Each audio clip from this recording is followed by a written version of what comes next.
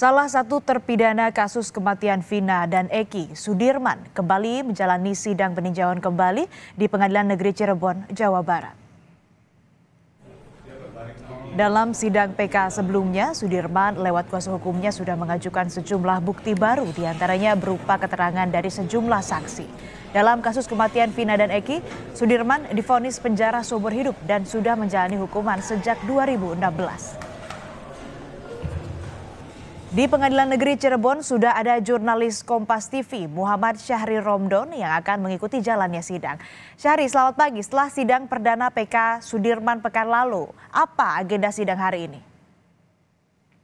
Ya, baik Asri di studio dan juga saudara, selamat pagi. Hari ini agenda sidang PK Sudirman akan dilakukan berupa jawaban atau tanggapan dari jaksa penuntut umum sebagai pihak termohon dalam pengajuan PK ini.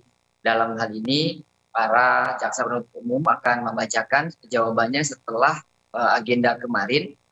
Tim kuasa hukum Sudirman membacakan memori PK yang telah diajukan kepada majelis hakim.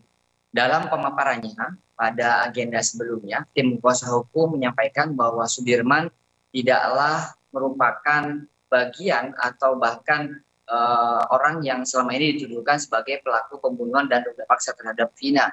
Dalam dakwaan sebelumnya, Sudirman ikut serta dalam melakukan pembunuhan pada malam 27 Agustus 2016 lalu di beberapa tempat, yakni di belakang showroom tempat mereka melakukan pembunuhan, dan kemudian melakukan pelemparan di jembatan layang seperti dakwaan di tahun 2017 lalu yang telah diputuskan oleh hakim persidangan tahun 2017 lalu. Namun pada peninjauan kembali di sidang 2024 ini, tim kuasa hukum memastikan dan menyampaikan bahwa Sudirman tidaklah dan bukanlah orang yang seperti yang dituduhkan dan diputuskan seperti saat itu, yakni Sudirman berada di tempat lain. Pada malam 27 Agustus 2016, Sudirman berada di rumah saudaranya yang juga disaksikan oleh orang lain yang nantinya akan dijadikan sebagai saksi novum untuk menghadirkan dalam PK peninjauan sidang PK pada hari ini yang sedang berlangsung.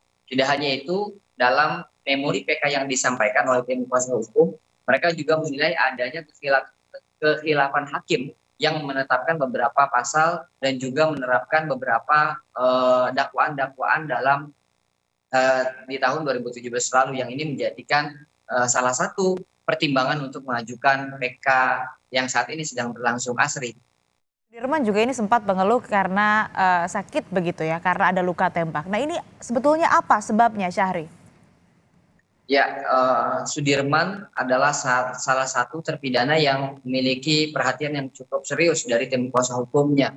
Beberapa di antaranya adalah Sudirman menjadi salah satu korban, menurut versi mereka merupakan korban intimidasi dan juga kriminalisasi yang dilakukan oleh tim penyidik pada saat itu, di mana mereka melakukan tindakan kekerasan secara fisik terhadap Sudirman yang kemarin dikeluhkan pada sidang sebelumnya, yakni ditembak dengan senapan angin sehingga terdapat luka di bagian kiri punggungnya, sehingga Sudirman tidak cukup lama kuat berdiri atau duduk pada saat persidangan, dan itu terjadi pada persidangan sebelumnya.